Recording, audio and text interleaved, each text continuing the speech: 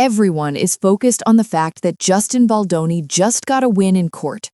But what most people are missing is what that win actually unlocks.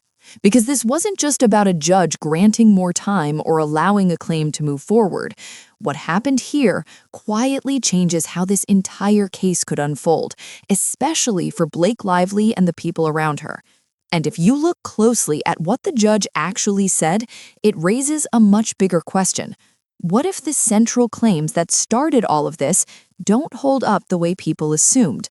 At the center of this is a ruling from federal Judge Luis Lyman, one that doesn't just affect Justin Baldoni, but also brings Stephanie Jones, Jennifer Abel, and even the broader media narrative into focus. And once you understand how all of these pieces connect, you start to see why this win might be far more significant than it looks on the surface. At a surface level, what people saw was simple. Justin Baldoni requested more time to review a large set of documents that Blake Lively's team had just submitted, over 1,000 pages, along with a long list of potential witnesses, and the judge approved that request. On its own, that doesn't sound dramatic. Extensions happen in legal cases all the time. But the more important part isn't the extra week, it's what was happening around it. Because at the same time, a separate legal fight involving Stephanie Jones, a publicist connected to Justin Baldoni, was also moving forward. And in that case, something critical happened. A defamation claim against Stephanie Jones was allowed to proceed, which means the court determined that the allegations were serious enough to be examined further, not dismissed early. And that decision matters. Because Stephanie Jones isn't just a side figure here. She's directly connected to how information about Justin Baldoni was collected, shared, and eventually presented, including the material that made its way into media coverage involving outlets like the New York Times. So when that claim moves forward, it opens the door to something much bigger than just one dispute between individuals. It creates the possibility that internal communications, messages, calls, decisions could be reviewed in detail. And once that process begins, it doesn't stay contained. It starts to pull in everyone connected to those actions, which is why this moment is more than just a procedural win for Justin Baldoni. It's the beginning of a phase where the focus shifts from claims to what can actually be examined and verified. To understand why this matters, you have to look at what the judge actually addressed in that ruling, because it wasn't just about allowing a claim to move forward. It was about what the court is now willing to question. In the decision, Judge Luis Lyman pointed to something very specific, that for a claim like defamation to hold, the statements being made must be proven false. That may sound technical, but in this situation, it creates a direct pressure point, because at the center of Blake Lively's case are two major ideas: that there was harassment and that there was a coordinated smear campaign. And now, through this separate legal path involving Stephanie Jones and the Wayfarer parties, those ideas are no longer just being asserted, they're being examined. More importantly, the court acknowledged that it is possible those claims may not hold up. That doesn't decide the outcome, but it changes how everything is viewed moving forward. Because once that door is open, it shifts attention to something very different. Not what was claimed publicly, but what can actually be supported behind the scenes. And this is where the involvement of people like Jennifer Abel becomes important.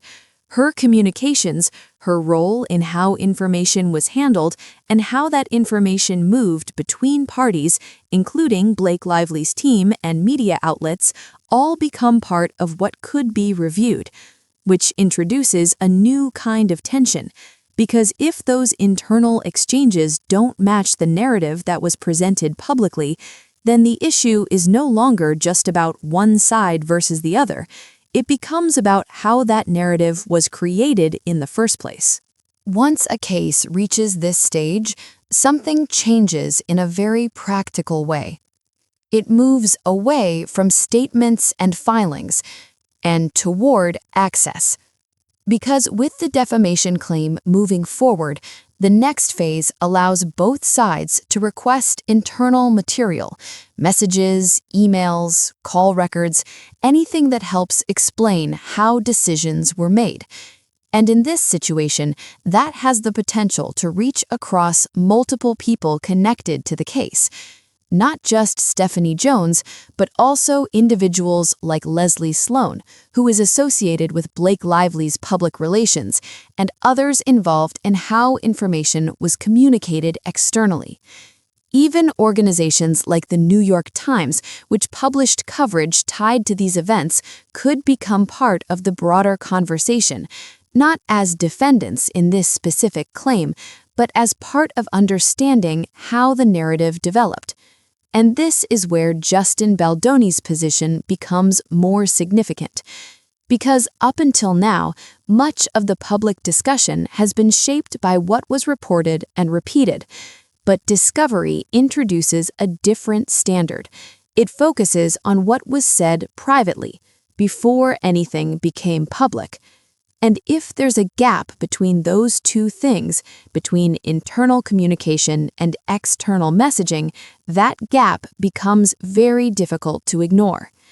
At the same time, the situation is becoming more complex, because Blake Lively's legal team didn't just respond to these developments quietly. They submitted a large volume of material, over 1,000 pages, along with a wide range of potential witnesses, including public figures like Gigi Hadid, Hugh Jackman, and even individuals connected indirectly through personal relationships. Which raises another question, not just about what will be revealed, but about why so many additional elements are being introduced at this stage. At this point, the situation isn't just about what might come out through discovery. It's also about how both sides are positioning themselves before that happens. Because the volume of material submitted by Blake Lively's team, the documents, the witness list, the timing of it, introduces another layer to the case. And that layer is strategic. From Justin Baldoni's side, the response was immediate. His legal team pushed back, arguing that the sudden submission created unnecessary pressure ahead of key deadlines, especially with the trial approaching. And the judge agreed, granting additional time. That decision may seem procedural, but it signals something important. It suggests the court recognized that the situation needed to remain balanced, that one side shouldn't be put at a disadvantage simply because of how or when information was introduced. At the same time, the witness list itself raises its own set of questions, because alongside individuals directly connected to the project, there are also names like Gigi Hadid, Hugh Jackman, and even members of Ryan Reynolds' family. People who, at least on the surface, don't appear to have been directly involved in the events being disputed, which shifts the focus again, because now it's not just about what evidence exists, but about how that evidence is being framed, and whether the inclusion of certain names is meant to strengthen the case substantively or to shape perception around it. Meanwhile, Stephanie Jones' position becomes more complicated as well. Publicly, her legal team has framed recent developments as a positive outcome, but at the same time, key claims against her are moving forward, claims tied directly to how information was handled and shared during a critical period. And that contrast matters, because it highlights a broader dynamic that's starting to take shape across this case, one where public messaging and legal exposure may not be fully aligned. At this stage, the focus starts to shift away from individual moments and toward the bigger picture. Because when you look at everything together, the ruling from Judge Luis Lyman, the defamation claim moving forward, the volume of material being submitted, and the number of people now connected to this situation, it points to something larger than a typical legal dispute. It points to a case that could expand beyond its original scope. And that's where Justin Baldoni's position becomes more important again. Because if discovery begins to clarify how certain narratives were formed, who communicated with who, what was said internally, and how those discussions turned into public claims, then the outcome isn't just about proving or disproving one allegation. It becomes about understanding how the entire situation was constructed. That includes the role of Stephanie Jones, the involvement of Jennifer Abel, and how information may have moved between private conversations and public platforms. It also brings media into the conversation in a different way, not as a central target, but as part of the chain, particularly outlets like the New York Times, which reported on material connected to these events.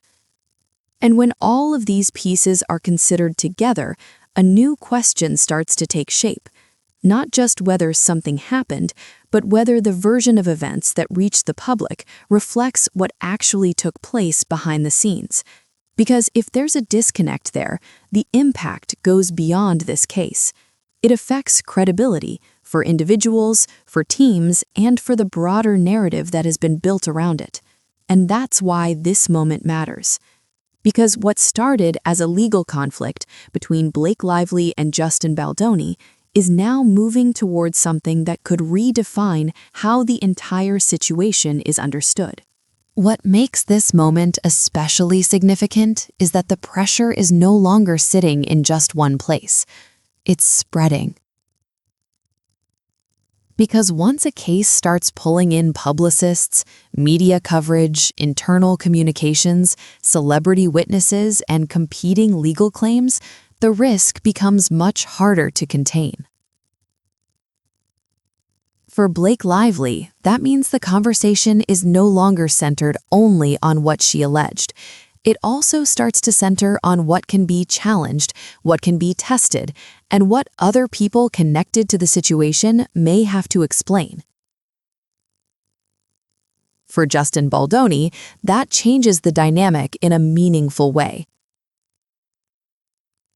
Because a procedural win is one thing, but a development that increases scrutiny on the people, messages, and decisions surrounding the claims against him is something much bigger. And that's why this matters beyond one ruling. The closer this gets to trial, the more every filing, every witness, and every communication carries weight. Names like Ryan Reynolds, Leslie Sloan, Stephanie Jones, Jennifer Abel, and even outside figures tied to the witness list all start to matter more once the case moves from accusation into examination. And that is usually the point where public narratives begin to weaken, not when people argue louder, but when details have to hold up under pressure. So, while this may look like a narrow legal win for Justin Baldoni on the surface, what it really does is move the case into a far more revealing stage. And if that stage exposes contradictions, gaps, or conflicts between private conduct and public messaging, then this may be remembered as the moment the entire balance of the case started to change. At this point, the outcome of the case hasn't been decided. But what has changed is how the case is going to be examined from here on, because this is no longer just about what was claimed publicly. It's about what can be supported when every detail is looked at more closely. And that shift matters. It matters for Justin Baldoni, whose position now moves from responding to accusations to potentially having those accusations tested in a much more direct way. It matters for Blake Lively and the people around her, where the focus may increasingly turn toward how those claims were built and presented. And it matters for everyone watching this unfold, because the story is no longer just about who said what, but about what holds up when the process moves forward. So while this moment might look like a small legal development on the surface, it's the kind of shift that can quietly reshape everything that follows. And that's why it's bigger than most people realize. If you've been following this case, I'm curious what you think, especially as things move closer to trial and more details begin to come out. Let me know your thoughts in the comments. And if you want clear, structured breakdowns like this as the story develops, make sure you're subscribed and have notifications turned on so you don't miss what comes next. Because this is one of those situations where the next update could change everything.